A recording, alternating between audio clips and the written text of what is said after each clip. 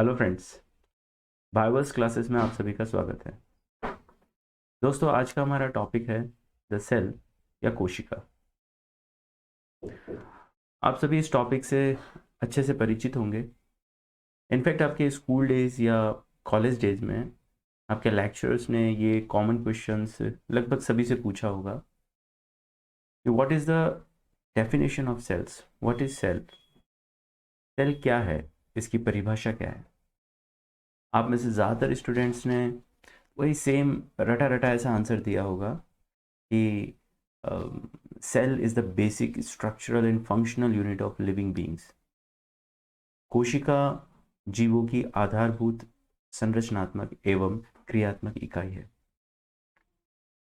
तो आपके टीचर ने आपसे एक क्रॉस क्वेश्चन पूछा होगा मे बी कि can you please elaborate your definition, क्या आप अपनी परिभाषा को विस्तार पूर्वक समझा सकते हैं। आप में से कई स्टूडेंट्स ने उसे समझाने की कोशिश भी की होगी, सही या गलत। पर कई स्टूडेंट्स ऐसे भी रहे होंगे जिन्होंने ये कोशिश नहीं की बिकॉज उनको लगता होगा कि या तो उनके कॉन्सेप्ट सही नहीं है या उन्हें आता नहीं है, या फिर मे बी वो इतने कॉन्फिडेंट नहीं रहे होंगे। तो चलिए आज का टॉपिक हम इसी पॉइंट से स्टार्ट करते हैं कि what is the explanation of the definition of cell.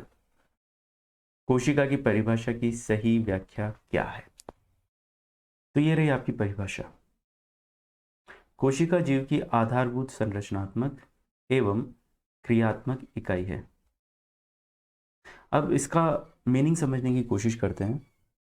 देखिए यहाँ पर कीवर्ड्स हैं आधारभूत या बेसिक, संरचनात्मक या स्ट्रक्चरल, क्रियात्मक इकाई या फंक्शनल यूनिट। तो इसे समझना आसान है। आप एक बिल्डिंग के एग्जांपल से इसे अच्छे से समझ सकते हैं। जिस तरह से एक बिल्डिंग छोटी छोटी ईंटों से मिलकर के बनी हुई होती है, तो पहले ईंट मिलकर एक दीवार खड़ी करते हैं, दीवारों से कमरे बनते हैं और कमरा मिलकर के एक फ्लोर बनाता है और फ्लोर के ऊपर फ्लोर्स खड़े होते जाते हैं जिससे कि एक बिल्डिंग का फॉर्मेशन होता है, बिल्डिंग का कंस्ट्रक्शन होता है। तो देखिए इसी प्रकार से कोशिकाएं होती है। कोशिकाएं आपस में मिलकर ऊतक बनाती है, ऊतक मिलकर अंग का निर्माण करते हैं, अंग मिलकर अंग तंत्र का निर्माण करते हैं और अंग तंत्र मिलकर एक संपूर्ण जीव का निर्माण करते हैं। तो इस प्रकार से हम कह सकते हैं कि एक बहुकोशिकीय जीव की जो आधारभूत संरचनात्मक इकाई है वो एक कोशिका है। जिस प्रकार एक बिल्डिंग की आधारभूत इकाई, संरचनात्मक इकाई एक ईंट है। अब हम बात करते हैं क्रियात्मक इकाई की। तो क्रियात्मक इकाई को आप इस प्रकार समझ सकते हैं जैसे कि हमारा ये स्थूल शरीर है, ये जो बहुकोशिकीय शरीर है जो सबको दिखता है, और जिस प्रकार की जैविक क्रियाएं एक शरीर प्रदर्शित करता है, चाहे फिर वो भोजन ग्रहण करना हो, उसका पाचन हो, ब्रीदिंग का प्रोसेस हो, संवातन की प्रक्रिया हो, चलना फिरना, दौड़ना भागना, देखना, ये जितनी भी जैविक प्रक्रम है जो कि एक बहुकोशिकीय शरीर द्वारा बाह्य वातावरण में प्रदर्शित की जाती है, असल में वो सब नतीजे हैं एक कोशिकीय स्तर पर होने वाली बायोकेमिकल रिएक्शंस या जैव रासायनिक क्रियाओं के। अब इसे एक छोटे से एग्जांपल से हम समझ सकते हैं। जैसे हम ब्रीदिंग की बात करते हैं, यानी कि सांस लेना और सांस छोड़ना। कई आप में से कई लोग ऐसे हैं जो इसको रेस्पिरेशन भी बोलते हैं या श्वसन का नाम भी देते हैं, बट रादर श्वसन बोलने के हम बेहतर हो इसे ब्रीदिंग या संवातन की क्रिया बोले। मैं आपको बताता हूँ ऐसा क्यों है। अ, देखिए जब हम ब्रीद इन करते हैं, जब हम इनहेल करते हैं, तो एटमॉस्फेयर से, वायुमंडल से वायु जो है हमारे फेफड़ों के कुपिकाओं में या एल्वियोलाई में पहुंचती है और वहाँ से ऑक्सीजन डिफ्यूज़ होकर के हमारे ब्लड में मिक्स होता है, या ब्लड में जो आरबीसी होती हैं उसके अंदर पाए जाने वाले हीमोग्लोबिन से बाउंड हो जाती है और वहाँ से ब्लड इसको कैरी करता है टू द सेल। कोशिकाओं तक इन्हें कैरी किया जाता है और फिर कोशिकाओं के अंदर ये डिफ्यूजन के परिणाम स्वरूप, विसरण के परिणाम स्वरूप रक्त से कोशिकाओं के भीतर प्रवेश कर जाती है। अब वहाँ इस ऑक्सीजन की उपयोगिता क्या है? वहाँ इस ऑक्सीजन का इस्तेमाल किया जाता है हमारा जो फ्यूल मॉलिक्यूल है, मींस ग्लूकोज, जिससे हमें एनर्जी मिलती है, उसे ऑक्सीडाइज करने के लिए, जो कि एक एंजाइमेटिकली कंट्रोल्ड रिएक्शंस हैं। तो वहाँ ऑक्सीजन का इस्तेमाल किया जाता है ग्लूकोज को ऑक्सीडाइज करने के लिए। और ये जो प्रक्रिया है जिसमें ग्लूकोज का ऑक्सीडेशन होता है, कंप्लीट ऑक्सीडेशन, मतलब ऑफ कोर्स इन ह्यूमन या बहुत सारे दूसरे ऑर्गेनिज्म में तो ये कंप्लीट ऑक्सीडेशन ही होता है। बहुत सारे ऐसे ऑर्गेनिज्म भी हैं जहाँ पर पार्शियल ऑक्सीडेशन होता है, आंशिक प्रकार का ऑक्सीकरण होता है। फिर उसके विषय में हम बाद में चर्चा करेंगे। जाहिर सी बात है कि जिनमें पार्शियल या आंशिक ऑक्सीडेशन होता है वहाँ ऑक्सीजन की आवश्यकता नहीं होती है। एनीवेज, उस विषय पर हम बाद में चर्चा करते हैं। अभी तो हम ये देखते हैं कि जितने भी ज़्यादातर जो ऑर्गेनिज्म हैं उनके अंदर ऑक्सीजन की प्रेजेंस में ग्लूकोज का ऑक्सीडेशन होता है, कंप्लीट ऑक्सीडेशन होता है। और इस प्रक्रिया में एटीपी का निर्माण भी होता है। ये जो कंप्लीट प्रोसेस है इसी को हम सेलुलर रेस्पिरेशन या इन शॉर्ट रेस्पिरेशन भी कहते हैं। तो this reaction is called respiration. Breathe in या ब्रीद आउट ये process actually simply breathing process कहलाता है या संवातन की प्रक्रिया कहलाता है। और कोशिकीय स्तर पर जो ग्लूकोज का ऑक्सीडेशन होता है कार्बन डाइऑक्साइड की प्रेजेंस में, और वहाँ जो कार्बन डाइऑक्साइड रिलीज होती है उसे हम रेस्पिरेशन या सेलुलर रेस्पिरेशन कहते हैं। तो खैर, जैसे कि आपने देखा कि ऑक्सीडेशन के परिणाम स्वरूप कार्बन डाइऑक्साइड का फॉर्मेशन हुआ। अब ये कार्बन डाइऑक्साइड एक किस्म का एक्सक्रीटरी प्रोडक्ट है ह्यूमन बीइंग के लिए या किसी भी दूसरे ऑर्गेनिज्म के लिए। तो इसको वापस से निकालना ज़रूरी हो जाता है हमारे शरीर से बाहर। तो ये सेल से डिफ्यूज़ आउट होकर के बाहर निकल करके अगेन ब्लड के साथ इसका ट्रांसपोर्टेशन होता है। ब्लड इसको ट्रांसपोर्ट करता है और ब्लड इसको ट्रांसपोर्ट करके फेफड़ों तक लेके आता है। फेफड़ों से ये एल्वियोलाई या कुपिकाओं में आती है और कुपिकाओं से ये फिर बाह्य वातावरण में एक्सहेल कर दी जाती है। तो आपने देखा ये पूरा प्रोसेस कि इसमें ये जो हमारा बहुकोशिकीय शरीर जो ये ब्रीदिंग का प्रोसेस कर रहा है, मीन्स वायु को अंदर लेके जा रहा है फेफड़ों में और फेफड़ों से बाहर उसे निकाल रहा है, ये सब इसीलिए क्योंकि असल में कोशिकीय स्तर पर या कोशिकाओं को ग्लूकोज के ऑक्सीडेशन के लिए ऑक्सीजन की नीड थी। और फिर ये जो हमारा पूरा जो डिफरेंट डिफरेंट ऑर्गन सिस्टम्स हैं, चाहे वो रेस्पिरेटरी सिस्टम बोलें या फिर हमारा जो परिवहन तंत्र है उसकी हम बात करें, तो इन सब ने कलेक्टिवली काम किया और कोशिकाओं तक ऑक्सीजन को पहुंचाया। और वहाँ से जो ऑक्सीजन रिलीज हुई फिर उसको जो है दोबारा से वातावरण में एक्सहेल किया गया, छोड़ा गया, उच्छ्वासित किया गया। तो ये सब इसीलिए हुआ क्योंकि हम कोशिकीय स्तर पर हमें रेस्पिरेशन या सेलुलर रेस्पिरेशन का ये प्रोसेस परफॉर्म करना होता है। इसी प्रकार से दूसरी जितनी भी प्रक्रियाएं हैं अगर हम बात करें, जैसे कि उत्सर्जन की प्रक्रियाओं की हम बात करें, तो कोशिकाओं में जो भी मेटाबॉलिक वेस्ट बनते हैं, नाइट्रोजनस मेटाबॉलिक वेस्ट, ये हमारे लिए हार्मफुल बाई प्रोडक्ट्स हैं ये सब। तो बॉडी से इनका रिमूव होना ज़रूरी है। तो इसके लिए जो हमारा एक्सक्रीटरी सिस्टम है वो हेल्प करता है कि बॉडी से इसको हम रिमूव कर दें, बॉडी से हम इसे बाहर की ओर निकाल दें। तो ये सारी जो जैविक क्रिया एक स्थूल शरीर करता है, ये सब इसीलिए क्योंकि कोशिकीय स्तर पर कई किस्म के बायोकेमिकल रिएक्शंस होते हैं जिसकी वजह से हमारा ये शरीर जो है अनेक प्रकार के जैविक क्रियाओं को अभिव्यक्त करता है। उम्मीद करता हूँ आपको ये परिभाषा अच्छे से समझ में आ गई होगी। चलिए आइए अब हम इस टॉपिक के दूसरे पॉइंट्स को लें। कोशिका को सबसे पहले रॉबर्ट हुक ने सन 1665 में देखा, किंतु वास्तव में रॉबर्ट हुक ने बॉटल कॉर्क की मृत कोशिकाओं को देखा। अब ये फैक्ट आप में से ज़्यादातर लोग जानते हैं कि रॉबर्ट हुक ने बॉटल कॉर्क की मृत कोशिकाओं को देखा था। अब ये बेसिकली बॉटल कॉर्क होते क्या हैं? तो देखिए, ये जो आपको डायग्राम दिखाई दे रहे हैं ये बॉटल कॉर्क के डायग्राम है। ये आप में से कई स्टूडेंट इस बॉटल कॉर्क को पहचानते भी होंगे। ये शैम्पेन की बॉटल कॉर्क है। आपने अक्सर मूवीज़ वगैरह में देखा होगा, पार्टी टाइम पर शैम्पेन की बोतल खोली जाती है, बहुत सारा फ्रॉथ उसमें से बाहर आता है, झाग उसके अंदर से बाहर आता है एंड ऑल। तो ये वो बॉटल होती है शैम्पेन के ढक्कन का ढक्कन है। शैम्पेन के बॉटल का मुंह बंद करने के ये काम में आता है। और ये जो आप बॉटल देख रहे हैं ये वाइन में भी जो वाइन बॉटल्स है उसके मुंह को ढकने के काम में आता है।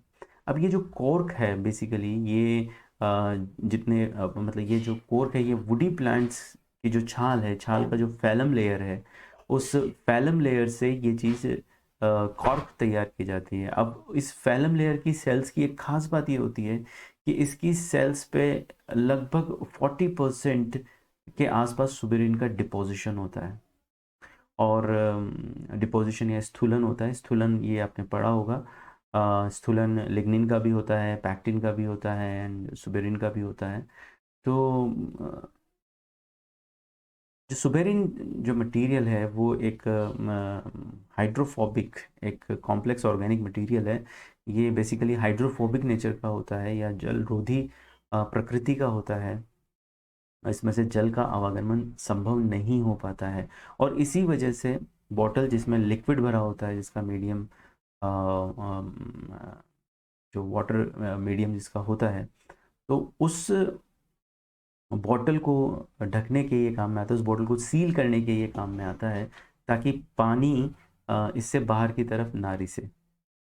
अब सामान्य जो दूसरी लकड़ियाँ होती है, वुड जो होता है, उसके ऊपर लिग्निन का डिपोजिशन होता है और लिग्निन हाइग्रोस्कोपिक नेचर का होता है। वो जल अनुरागी प्रकृति का होता है। चूषण प्रक्रियाओं का नाम आपने सुना होगा और इसको आप बारिश के दिनों में प्रैक्टिकली इसको आपने ऑब्जर्व भी किया है। बारिश के दिनों में आपने देखा होगा कि लकड़ियों के गेट आसानी से बंद नहीं होते हैं, वो फूल जाते हैं। दैट बिकॉज वो गेट ह्यूमिडिटी को एब्जॉर्ब कर लेते हैं और एब्जॉर्ब करने के बाद मतलब ह्यूमिडिटी में जो एटमॉस्फेयर में जो वाटर प्रेजेंट होता है ह्यूमिड फॉर्म में, उसको ये एब्जॉर्ब कर लेते हैं, एब्जॉर्ब करके ये फूल जाते हैं क्योंकि ये हाइग्रोस्कोपिक नेचर के होते हैं, ये जल के साथ जुड़ते हैं। लेकिन सुबेरिन की जहाँ तक बात है तो सुबेरिन हाइड्रोफोबिक नेचर के होते हैं और छाल के फैलम स्तर की जो कोशिकाएं होती हैं उनमें सुबेरिन का डिपोजिशन ज़्यादा होता है, तो उसी स्तर से ये कॉक बनाए जाते हैं। अब एक चीज़ और इम्पोर्टेंट है, अगर इन कोशिकाओं पर सुबेरिन का डिपोजिशन हो जाता है तो क्योंकि जल का आवागमन बंद हो गया है इस कोशिका में, बिकॉज ये जल रोधी होते हैं, तो बाहर से जल भीतर की ओर नहीं आ सकता, भीतर से जल बाहर की ओर नहीं जा सकता। तो फिर प्रोटोप्लाज्म को मेंटेन कर पाना, प्रोटोप्लाज्म खुद को मेंटेन इस दशा में नहीं कर पाएगा और उसकी डेथ हो जाएगी। धीरे धीरे करके वो प्रोटोप्लाज्म सूख जाएगा और अंदर जहाँ कोशिका में पहले प्रोटोप्लाज्म था उसके सूख जाने की वजह से वहाँ पर आपको एक होलो स्पेस नज़र आएगा, आपको एक खाली स्थान नज़र आएगा। तो यही कारण था कि जब रॉबर्ट हुक ने इन कोशिकाओं को देखा तो ये कोर की कोशिकाएं छत्ते के समान खोखले कोष्ठकों के समूह के रूप में प्रकट हुई। अब आप जानते ही हैं कि ज़्यादातर प्लांट सेल्स जो होते हैं वो ज्योमेट्रिक शेप में होते हैं, पॉलीगोनल शेप में होते हैं, इस प्रकार के। तो पहले तो यहाँ पर जीव द्रव्य था, पहले तो यहाँ पर जीव द्रव्य था, लेकिन फिर सुबेरिन के डिपोजिशन की वजह से क्योंकि प्रोटोप्लाज्म और जो बाहर का जो वातावरण था उसमें पदार्थों का आवागमन एक तरीके से रुक गया, तो फिर इस प्रोटोप्लाज्म की डेथ हो गई और डेथ होने की वजह से प्रोटोप्लाज्म यहाँ से सूख गया और सूखने के कारण यहाँ पर सिर्फ एक होलो स्पेस सा बन गया।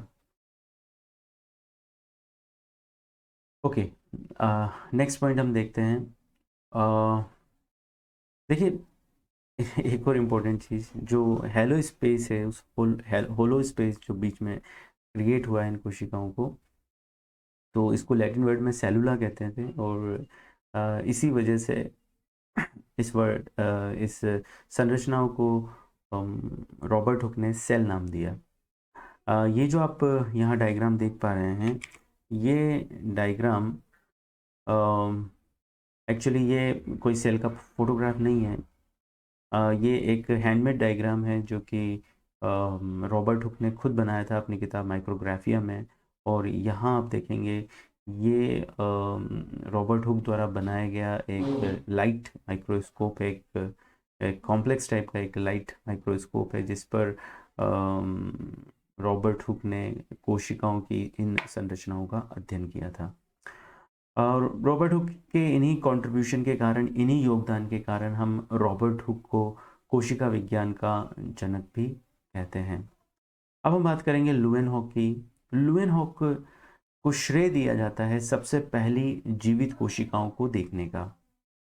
मृत कोशिकाओं को या कोशिकाओं को देखने का श्रेय जाता है रॉबर्ट हुक को, लेकिन जीवित कोशिकाओं को देखने का श्रेय जाता है लुवेनहॉक को। और इन्होंने सन 1774 में जीवित कोशिकाओं को देखा। और लुवेनहॉक को जीवाणु विज्ञान का जनक भी कहा जाता है, कोशिका विज्ञान का नहीं बल्कि जीवाणु विज्ञान का, यानी कि फादर ऑफ बैक्टीरियोलॉजी। ये भी है कि लुवेनहॉक ने ना केवल जीवित कोशिकाओं को पहली बार देखा, बल्कि जीवाणुओं को उन्होंने पहली बार देखा, स्पर्म को उन्होंने पहली बार देखा, प्रोटोजोआ को इन्होंने पहली बार देखा, क्योंकि इनके अंदर एक सनक थी कि ये जैसे कि मिट्टी का परीक्षण किया करते थे, कीचड़ का परीक्षण किया करते थे, दांतों के मेल का परीक्षण किया करते थे माइक्रोस्कोप के अंदर, स्टूल का या मल का परीक्षण किया करते थे। तो ऑब्वियस सी बात है ये सब जगह, इन्हीं सब स्थानों पर बैक्टीरिया अच्छे से ग्रो करते हैं। तो इन्हें बैक्टीरिया, प्रोटोजोआ, स्पर्म, इन्होंने सीमेन का भी परीक्षण किया, वहाँ इन्हें स्पर्म दिखे। तो कई प्रकार के माइक्रो ऑर्गेनिज्म को लिविंग फॉर्म में देखने का श्रेय लुवेनहॉक को दिया गया। लुवेनहॉक को फादर ऑफ बैक्टीरियोलॉजी भी कहा गया। कोशिका चारों ओर से वसा, प्रोटीन और कार्बोहाइड्रेट से निर्मित झिल्ली से घिरी होती है। इसे हम कोशिका झिल्ली या सेल मेम्ब्रेन भी कहते हैं। कोशिका झिल्ली से घिरा जीवित पदार्थ जीव द्रव्य कहलाता है, जहां कोशिकाएं समस्त उपापचयी या जैविक क्रियाओं को संपन्न करता है। जैसे कि टॉपिक के स्टार्ट में ही हमने ये डिस्कस किया था कि जो भी स्थूल क्रियाएं एक बहुकोशिकीय जीव प्रदर्शित करता है वो कोशिकाओं में घटित होने वाले जैव रासायनिक क्रियाओं का ही परिणाम है। अब कोशिकाओं में सम्मिलित रूप से जितनी भी जैव रासायनिक क्रियाएं होती हैं उन क्रियाओं को हम उपापचयी क्रियाएं कहते हैं। अब ये उपापचय क्रियाएं दो प्रकार की होती है, या तो ये संश्लेषी प्रकार की होगी यानी कि जिसमें किसी बायोमोलिक्यूल्स का फॉर्मेशन हो रहा है, या फिर ये विघटनकारी होंगी, अर्थात इसमें किसी बायोमोलिक्यूल्स का विघटन हो रहा है जिससे कि ऊर्जा का निर्माण होता है। जाहिर सी बात है संश्लेषी प्रक्रियाओं में ऊर्जा देनी पड़ती है। जीवद्रव्य की खोज परकिंजे नामक वैज्ञानिक ने सन 1837 में की थी और तब इन्होंने इसे नाम दिया था प्रोटोप्लाज्मा। ओके, नेक्स्ट हमारा टॉपिक है कोशिका सिद्धांत। देखिए कोशिका सिद्धांत दो जर्मन साइंटिस्ट हैं, स्लाइडन और श्वान। स्लाइडन और श्वान इन दोनों ने पृथक पृथक रूप से कार्य किया था और पृथक पृथक रूप से कार्य करते हुए ये एक ही नतीजे पर पहुंचे थे। इस कारण से इनकी खोजों को कलेक्टिवली सन 1839 में प्रस्तुत किया गया और इसे नाम दिया गया सेल थ्योरी। सेल थ्योरी में इन्होंने मुख्य रूप से दो बातें बताई। एक तो ये कि चाहे जीव एक कोशिकीय हो चाहे वो जीव बहुकोशिकीय हो, सभी जीवों का शरीर कोशिकाओं से मिलकर बना होता है, एक या अनेक कोशिकाओं से मिलकर बना होता है। और कोशिका जीव की आधारभूत क्रियात्मक इकाई होती है। तो ये जो परिभाषा है कोशिका की जिसे हम पढ़ रहे हैं, इस परिभाषा को गढ़ने में मेन कंट्रीब्यूशन स्लाइडन एंड श्वान का रहा है। और क्रियात्मक इकाई होती है, साथ ही साथ ये जीवन संबंधी सभी रासायनिक क्रियाओं को संपन्न करती है। बहुत इंपॉर्टेंट पॉइंट है, जितनी भी उपापचय क्रियाएं होती हैं जिसकी वजह से हमें जैविक ऊर्जा प्राप्त होती है, जिसकी वजह से हम जिंदा रहते हैं, जिसकी वजह से हमारा कॉन्शियस, हमारी जागृति, हमारी चेतना बनी रहती है। उसके लिए जितनी भी आवश्यक रासायनिक क्रियाएं होती है, उसका माध्यम कोशिका के भीतर होता है। माध्यम जैसे आप लैब में कोई एक्सपेरिमेंट परफॉर्म करने जाते हैं, तो लैब में कोई भी केमिकल रिएक्शन अगर आपको परफॉर्म करना होगा केमिस्ट्री लैब में, आप किस में करेंगे? एक टेस्ट ट्यूब में। और टेस्ट ट्यूब में आप दो रिएजेंट्स को आपस में रिएक्ट करवाएंगे, जिससे कोई तीसरे टाइप का रिएजेंट बना। This is chemical reactions. लेकिन क्या आप उन रिएजेंट्स को उनके सॉलिड फॉर्म में उस टेस्ट ट्यूब में डालेंगे? नहीं, बिल्कुल नहीं। आप उन रिएजेंट्स को उनके डिसॉल्व फॉर्म में उस टेस्ट ट्यूब में डालेंगे, और उनको डिसॉल्व किस में किया जाता है? एक मीडियम में। अगर वो हाइड्रोफिलिक सॉल्यूट्स हैं, अगर वो जल अनुरागी विलेय हैं, तो उन्हें जल में घोला जाता है। और अगर वो जल विरागी हैं तो फिर उन्हें वसा में घोला जाता है, या आप कह सकते हैं उन्हें किसी कार्बनिक विलायकों में उसे घोला जाता है। और जो भी हो, उसका एक मीडियम तैयार करके, एक मीडियम में उसको डिसॉल्व करके फिर केमिकल रिएक्शन परफॉर्म की जाती है। इसी प्रकार से कोशिका को भी आप एक टेस्ट ट्यूब की तरह मान सकते हैं। हमारा शरीर असल में एक लेबोरेटरी है, एक केमिकल एक लेबोरेटरी है, एक फिजिकल लेबोरेटरी है हमारी पूरी बॉडी। और इसमें टेस्ट ट्यूब है वो सेल, और सेल के अंदर प्रोटोप्लाज्म वो मीडिया है। ऑब्वियस सी बात है, ये एक एक्वस मीडिया है, यहाँ पर जल ज़्यादा मात्रा में पाया जाता है, इसीलिए हमें जल की इतनी आवश्यकता भी होती है। तो जितनी भी उपापचय क्रियाएं होती है, ये इसी जलीय माध्यम में संपन्न की जाती है। ये सारी रासायनिक क्रियाएं यही संपन्न की जाती है, जिसके कारण हमें जैसा मैंने बताया जैविक ऊर्जा प्राप्त होती है, हमारी चेतना इसी कारण बनी रहती है। चलिए, ये दो मुख्य पॉइंट तो स्लाइडेन एंड श्वान में बताया, लेकिन सन 1858 में एक और जर्मन साइंटिस्ट आए जिनका नाम था रुडोल्फ विर्कोव। कई किताबों में से विर्शो भी लिखा हुआ है, कई किताबों में से विर्खो भी लिखा हुआ है। आप इसे बोल सकते हैं रुडोल्फ विर्कोव। रुडोल्फ विर्कोव ने कोशिका सिद्धांत में अपना एक मत जोड़ा। इनके अनुसार सभी नई कोशिकाएं का निर्माण अपनी पूर्ववर्ती कोशिकाओं से होता है। तो कोई भी कोशिका चुटकियों में नहीं बनती है। ऐसा नहीं कि स्पॉन्टेनियसली अपने आप तैयार हो जाए, नहीं। कोशिकाएं हमेशा तैयार होती है या हमेशा निर्मित होती है पहले से स्थित कोशिका से। आप जानते हैं इस प्रक्रिया को हम कोशिका विभाजन कहते हैं। तो एक कोशिका का विभाजन होता है और उस कोशिका से दो कोशिकाओं की या दो पुत्री कोशिकाओं की उत्पत्ति होती है। ये कोशिकाएं फिर आगे चल करके वृद्धि करती है, और जब ये परिपक्व अवस्था को प्राप्त करती है तो इनमें फिर से विभाजन होता है, और इससे फिर से पुत्री कोशिकाओं का निर्माण होता है या डॉटर सेल्स बनती है, और ये प्रक्रम इसी प्रकार से चलता रहता है। तो कोई भी नई कोशिका स्पॉन्टेनियसली अपने आप स्वतः नहीं बनती है, वो हमेशा अपनी पूर्ववर्ती कोशिकाओं से ही विकसित होती है। तो ये तीसरा तथ्य इन्होंने रुडोल्फ विर्को ने कोशिका सिद्धांत में जोड़ा। तो इस प्रकार से तीन मौलिक बिंदु जो है इस सिद्धांत के हैं। पहला तो ये कि जीव का शरीर एक या अनेक कोशिकाओं से मिलकर बना होता है। दूसरा, कोशिका जीव की आधारभूत क्रियात्मक इकाई होती है, और जीवन संबंधी जितनी भी रासायनिक क्रियाएं हैं या जो भी उपापचय क्रिया है वो कोशिका के भीतर ही संपन्न होती है। और तीसरा, सभी कोशिकाएं अपनी पूर्ववर्ती कोशिकाओं से निर्मित होती है। तीन मौलिक बिंदु हैं, आपको कोशिका सिद्धांत में इन्हीं तीन मौलिक बिंदुओं को याद रखना है। अब आइए इसके अपवाद देखें, ये बड़ा इंटरेस्टिंग है। इसका अपवाद है वायरस।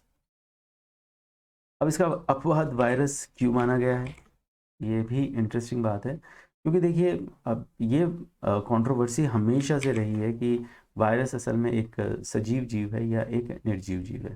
पहली बात तो कोशिका के कोशिका होने के लिए ज़रूरी यह है कि कोशिका का एक प्रोटोप्लाज्म हो, और इसी प्रोटोप्लाज्म के भीतर इसका जेनेटिक मटेरियल होगा, ये इसका जेनेटिक मटेरियल है। और यहाँ पर भिन्न भिन्न प्रकार के कोशिकांग हो सकते हैं या नहीं भी हो सकते हैं, दैट डिपेंड्स कि वो कोशिका यूकैरियोटिक है या वो कोशिका प्रोकैरियोटिक है। अगर कोशिकांग होंगे तो अनेक प्रकार की उपापचय क्रियाएं उन कोशिकांगों में संपन्न होंगी, और अगर कोशिकांग नहीं है तो वो उपापचय क्रिया सिंपली जो जीव द्रव्य है वहाँ पर ये या जो कोशिका द्रव्य है वहाँ पर ये क्रियाएं संपन्न होंगी।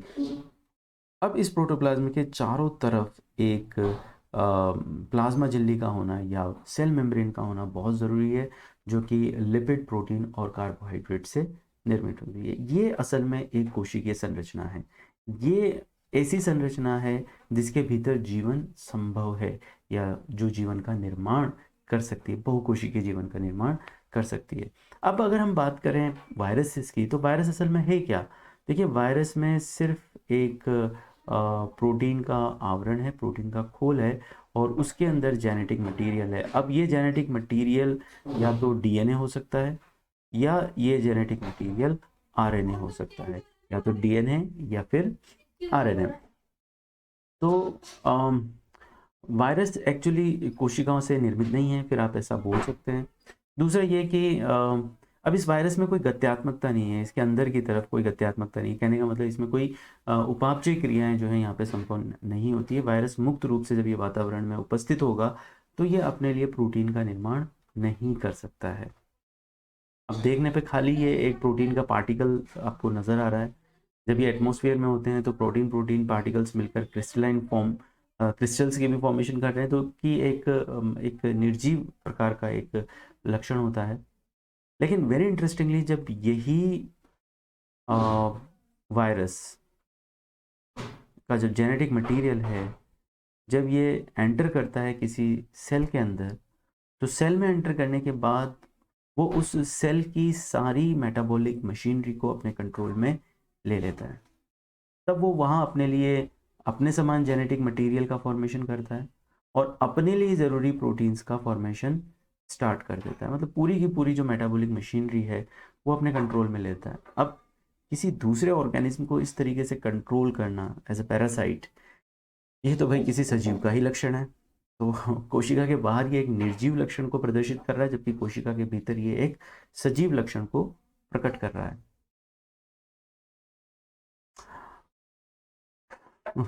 उसके बाद क्या करेगा?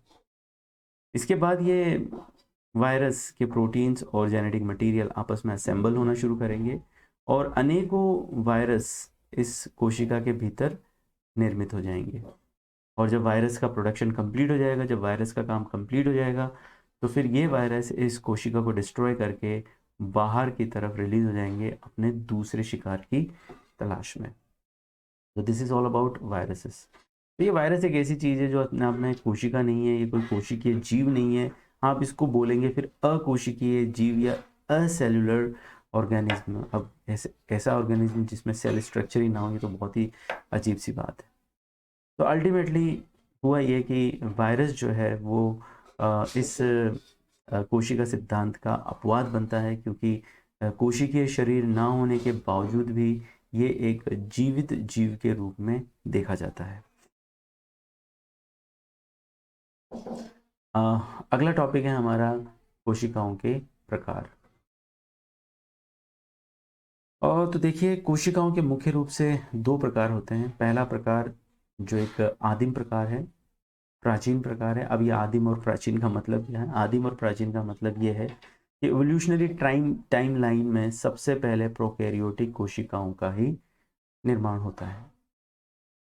तो यूकैरियोटिक कोशिका और प्रोकैरियोटिक कोशिका में सबसे पहली बनने वाली कोशिका है प्रोकैरियोटिक कोशिका, देन उसके बाद निर्मित होती है यूकैरियोटिक कोशिका। तो चलिए अब प्रोकैरियोटिक कोशिका के बारे में थोड़ी जानकारी लें। पहला बिंदु, आदिम कोशिका अर्थात विकास क्रम में पहले उत्पन्न हुई कोशिका। सबसे पहले उत्पन्न हुई कोशिका प्रोकैरियोटिक कोशिका होती है। इनके जीव द्रव्य में डीएनए झिल्ली आबद्ध नहीं होता है। दूसरे शब्द में इनमें झिल्ली युक्त केंद्रक का अभाव होता है। देखिए, आप सभी कोशिकाओं की संरचना से भलीभांति परिचित हैं। बाहर की तरफ वही कोशिका झिल्ली, भीतर की तरफ केंद्रक, और केंद्रक जो कि चारों तरफ से घिरा होता है कोशिका झिल्ली से। तो ये बहुत इंटरेस्टिंग बात है, कोशिका झिल्ली प्रोटोप्लाज्म के बाहर भी है, कोशिका झिल्ली प्रोटोप्लाज्म के या कोशिका द्रव्य के अंदर भी है। पर इस प्रकार की जो व्यवस्था है वो खाली पाई जाती है यूकैरियोटिक कोशिका में। इस झिल्ली युक्त केंद्रक के अतिरिक्त यहाँ पर दूसरे कई प्रकार के झिल्ली युक्त संरचनाएं और पाई जाती हैं, जिन्हें हम endoplasmic reticulum, Golgi complex, lysosome, mitochondria, chloroplast, endosome, glyoxysome, peroxisome इत्यादि इत्यादि के नाम से जानते हैं।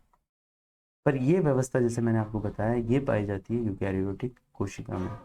अगर हम बात करें प्रोकैरियोटिक कोशिका में, तो प्रोकैरियोटिक कोशिका में ऐसी कोई संरचना नहीं पाई जाती है। ऐसी कोई संरचना प्रोकैरियोटिक कोशिका में नहीं पाई जाती है। ना तो उसके अंदर डीएनए झिल्ली के भीतर होता है और ना ही कोई झिल्ली युक्त कोशिकांग होते हैं।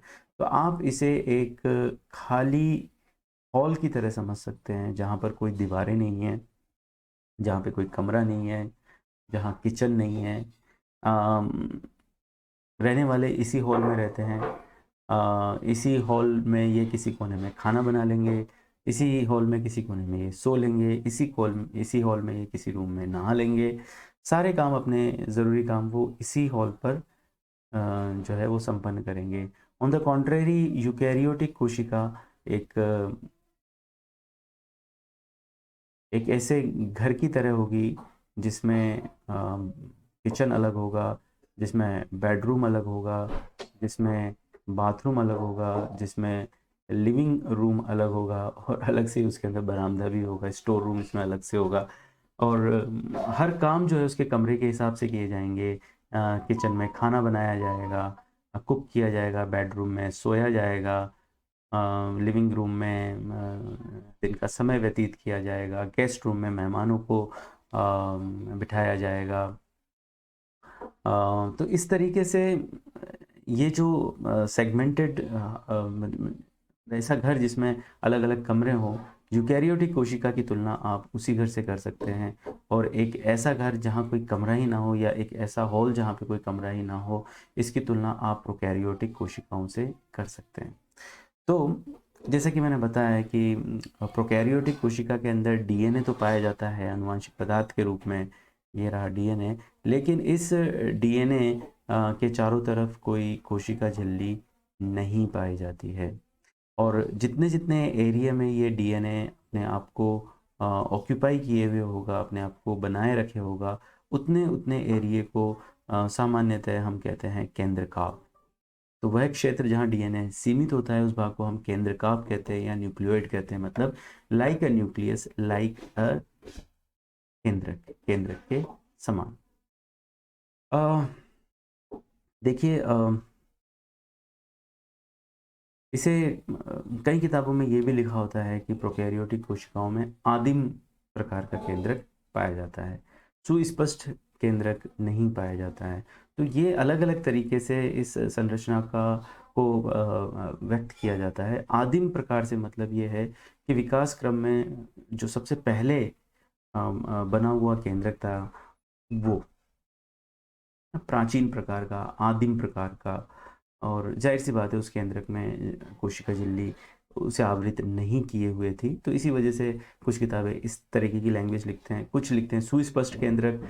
मतलब आपने उस को सुस्पष्ट केंद्रक नहीं पाया जाना ऐसा आपने इसलिए बोला है क्योंकि ये एक ऐसी केंद्रक की संरचना मान लेते हैं जिसमें डीएनए तो है लेकिन उसके ऊपर कोशिका झिल्ली नहीं है। नेक्स्ट पॉइंट देखें हम इसका। इन कोशिकाओं में के जीव द्रव्य में अंतःझिल्ली तंत्र नहीं पाया जाता। ये अंतःझिल्ली का तंत्र के बारे में मैं आपको बता चुका हूँ। अलग अलग चैम्बर्स, अलग अलग कमरे, जैसे एंडोप्लाज्मिक रेटिकुलम, अंतःप्रद्रव्य जालिका, गोल्जी काय, लाइसोसोम, माइटोकॉन्ड्रिया, हरित लवक आदि आदि। तो इस प्रकार के कोशिकांग यहाँ नहीं पाए जाते हैं। इन कोशिकाओं में जितने भी आवश्यक कार्य संपन्न होते हैं, जो भी बायोकेमिकल रिएक्शंस यहाँ संपन्न होते हैं, प्रोकैरियोटिक कोशिकाओं में वो सारे के सारे बायोकेमिकल रिएक्शन इस कोशिका द्रव्य में संपन्न होते हैं।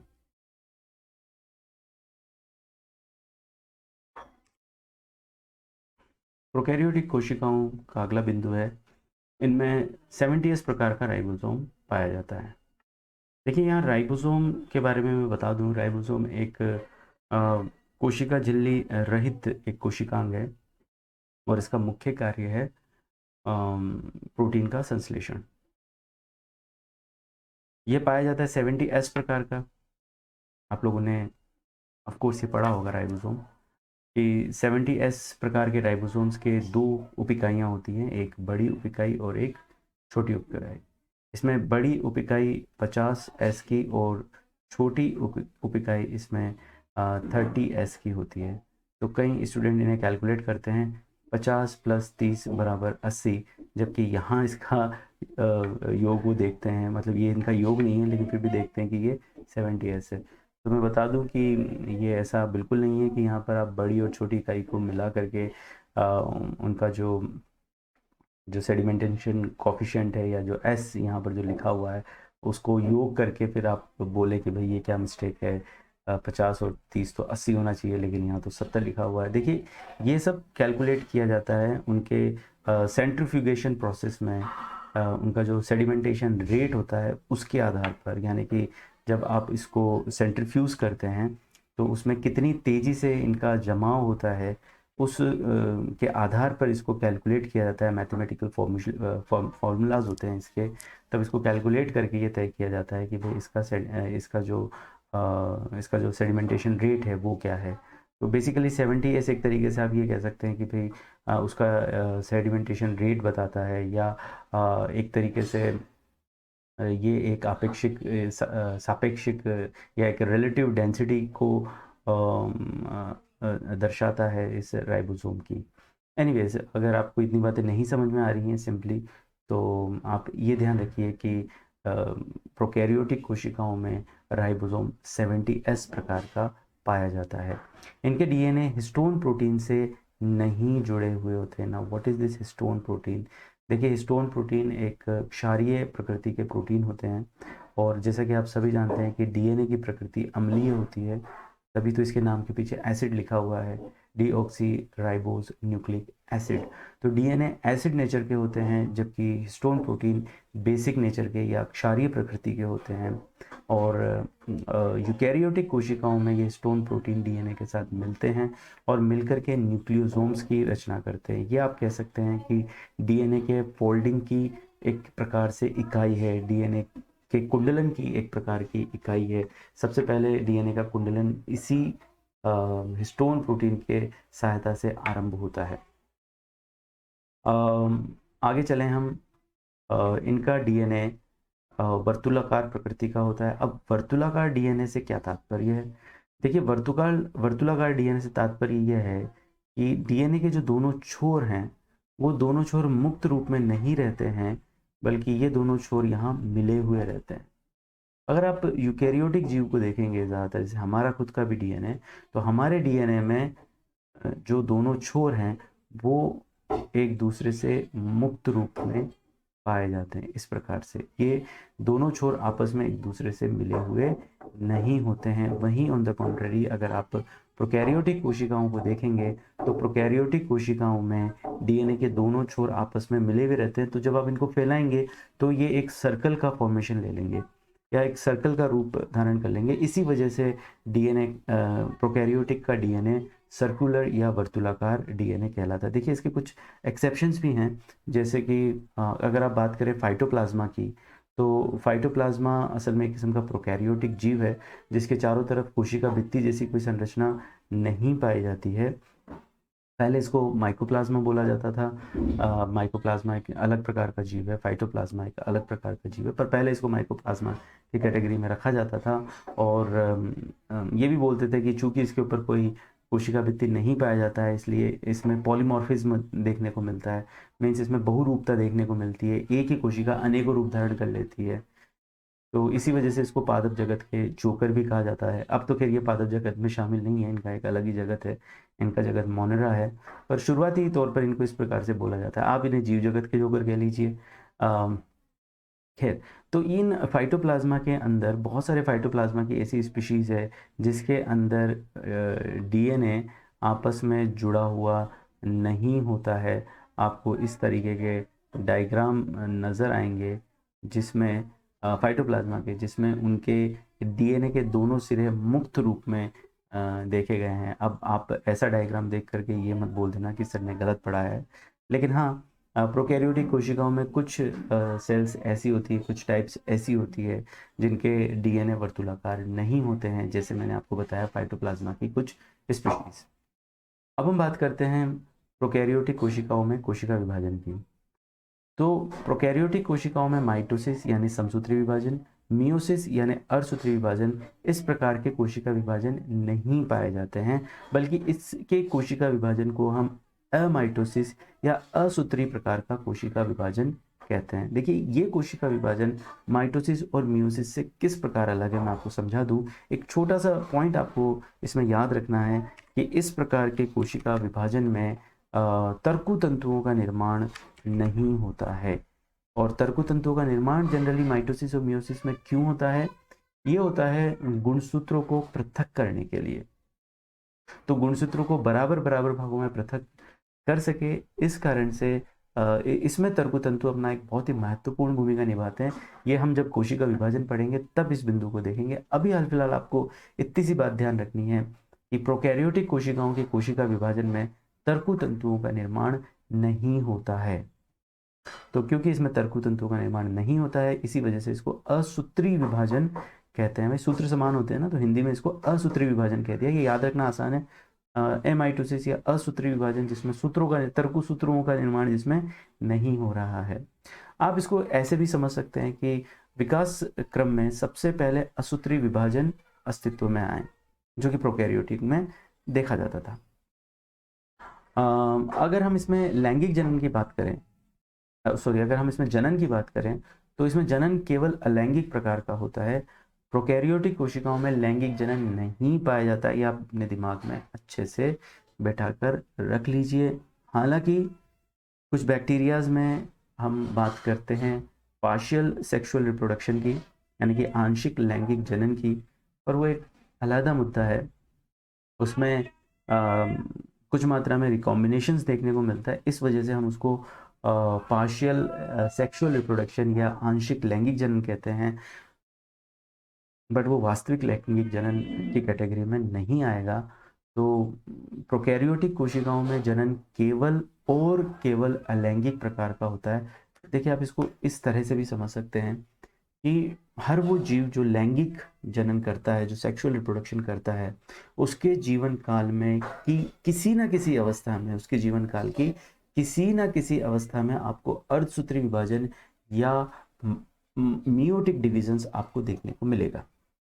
अब बैक्टीरियाज में या जीवाणुओं में या दूसरे प्रोकैरियोटिक कोशिकाओं में तो मियोसिस पाया ही नहीं जाता या अर्धसूत्री विभाजन पाया ही नहीं जाता। तो सिंपली आप इससे रिलेट करके ये बात लर्न कर सकते हैं कि प्रोकैरियोटिक कोशिकाओं में केवल और केवल लैंगिक प्रकार का जनन पाया जाता है, इनमें लैंगिक जनन नहीं पाया जाता है। अगला पॉइंट हम यहाँ पे देखते हैं, कोशिकीय श्वसन एवं एटीपी संश्लेषण हेतु आवश्यक एंजाइम कोशिका झिल्ली के अंतर्वलित संरचनाओं में पाया जाता है, जिसे हम मीजोजोम कहते हैं। आप ये देखिए, यहाँ पर जो कोशिका झिल्ली है अंदर की तरफ, ये जो रेड लाइन में जो अंदर की तरफ कोशिका झिल्ली है, इस कोशिका झिल्ली में कोशिका द्रव्य की साइड पर आपको ये अंतर्वलन देखने को मिल रहा है। सो दिस अंतर्वलन या infolding is called as mesosome. इसे हम मीजोजोम कहते हैं। और कोशिकीय श्वसन, अभी शुरुआत में हम लोगों ने जिस प्रक्रिया का एग्जाम्पल लिया था, कोशिकीय श्वसन जिसमें एटीपी का संश्लेषण भी होता है, ये इस मीजोजोम में देखने को मिलता है। देखिए, यूकैरियोटिक की हम अगर बात करें तो ये जो कोशिकीय श्वसन है, ये हमें माइटोकॉन्ड्रिया में देखने को मिलता है। माइटोकॉन्ड्रिया जो कि एक अर्ध स्वायत्तशासी या सेमी ऑटोनोमस ऑर्गन है, और इसकी संरचना भी काफ़ी हद तक बैक्टीरिया की संरचना से मिलती जुलती है। इसमें भी जो कोशिका झिल्ली होती है, जो अंतः माइटोकॉन्ड्रियल झिल्ली है, उसमें इस प्रकार के इनफोल्डिंग्स पाए जाते हैं। जैसे इनफोल्डिंग्स आपको बैक्टीरिया के मेम्ब्रेन में देखने को मिल रही है, यहाँ इनको मिसोसोम्स कहते हैं, जबकि माइटोकॉन्ड्रिया के केस में ये ऑक्सीसोम्स या क्रिस्टी कहलाते हैं। इस प्रकार के जो अंतर्वलन है और इन्हीं अंतर्वलन में आपको कोशिकीय श्वसन संबंधी एंजाइम्स भी देखने को मिलेंगे।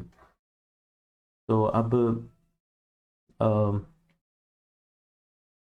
नेक्स्ट पॉइंट की हम चर्चा करें कि इनमें पाए जाने वाली कशाभिकाएं, प्रोकैरियोटिक कोशिकाओं में पाई जाने वाली कशाभिकाएं फ्लैजेलिन प्रोटीन्स की निर्मित होती हैं। ये देखिए यहाँ पर ये कशाभिकाएं हैं जो फ्लैजेलिन प्रोटीन्स की बनी हुई होती है।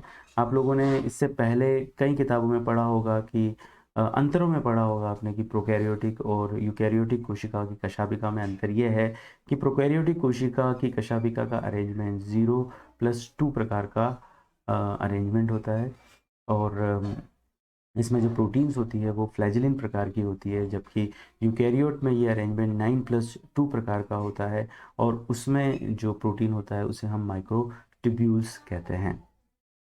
इसके अलावा कुछ छोटे छोटे पॉइंट्स और हैं इससे संबंधित जिन्हें मैंने यहाँ इंक्लूड नहीं किया है, मैं आपको वैसे बोल के बता देता हूँ, आप अपनी कॉपी पे लिख लीजिएगा कि प्रोकैरियोटिक कोशिकाओं में, बहुत सी प्रोकैरियोटिक कोशिका में एक अतिरिक्त गुणसूत्रीय डीएनए भी पाया जाता है। इस प्रकार का एक अतिरिक्त गुणसूत्रीय डीएनए यहाँ देखने को मिलता है।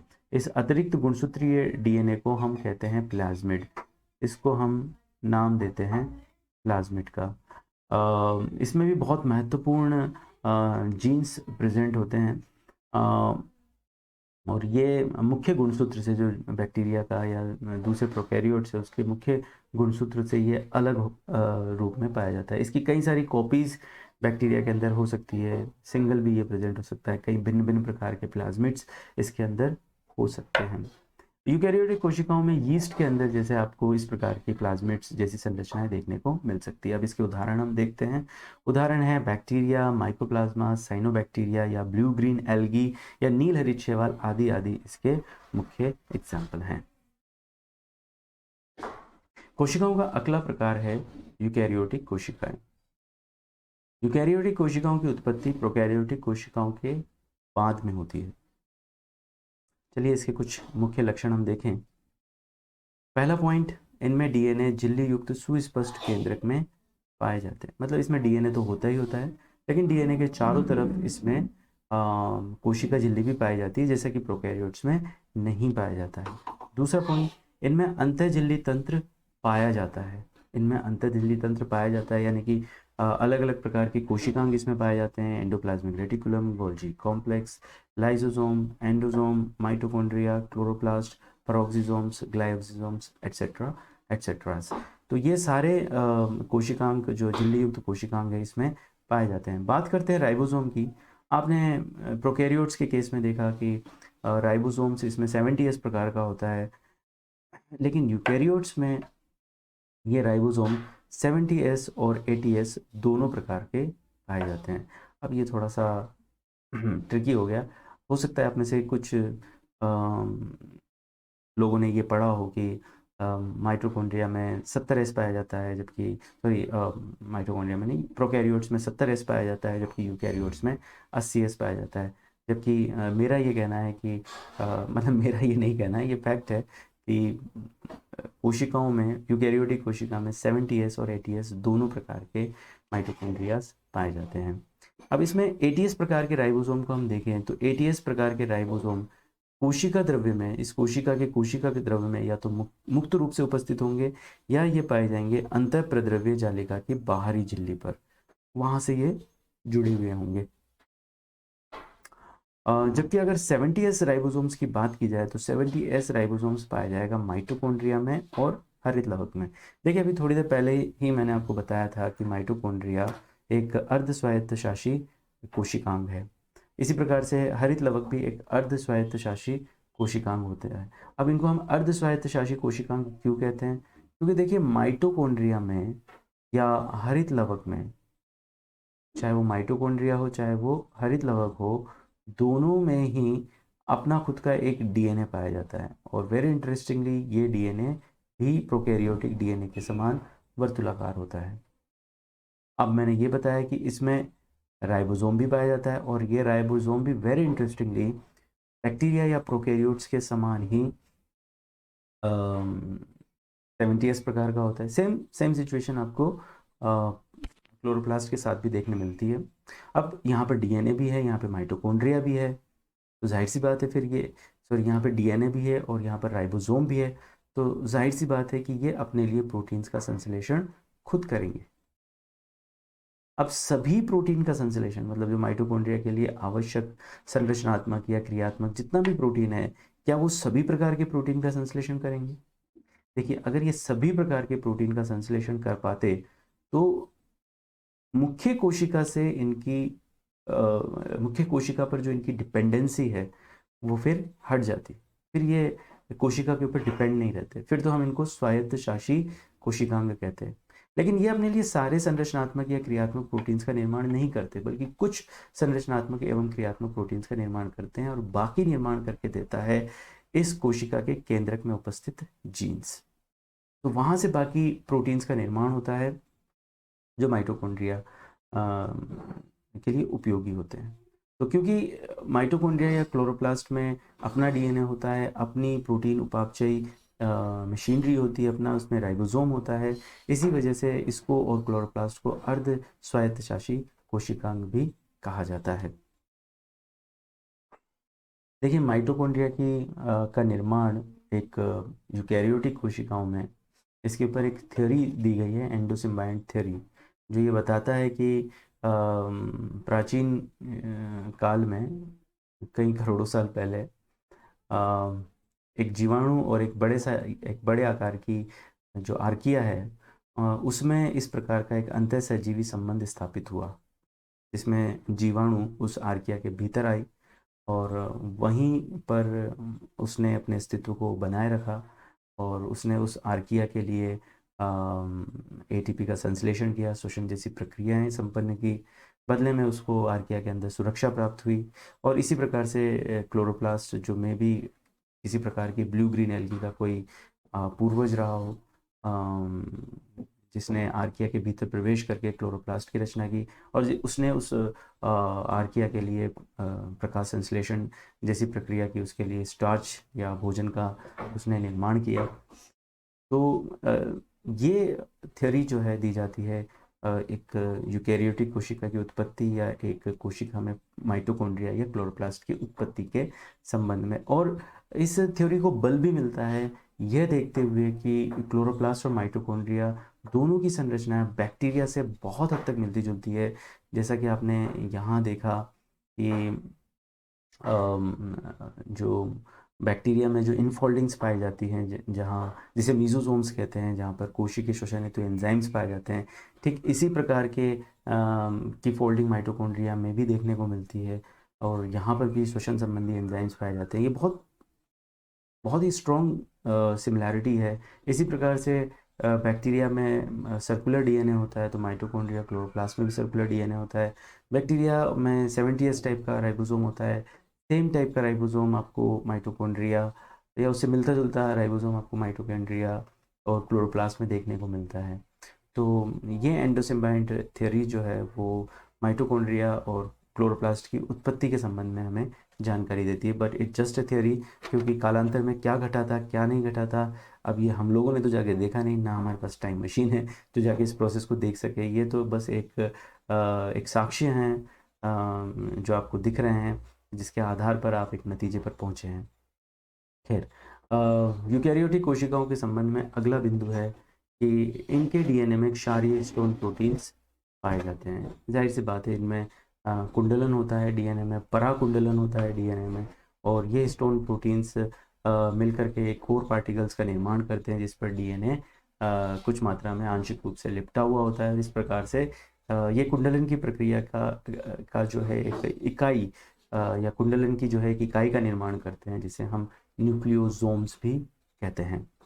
देखिए, बहुत सारी बात हैं जो मेरे नोट्स में लिखी हुई हैं, जो आपको उपलब्ध हो रही हैं, और बहुत कुछ ऐसा भी होगा जो इस नोट्स में नहीं दिया गया है, जो मैं एक्स्ट्रा बोलता हूँ।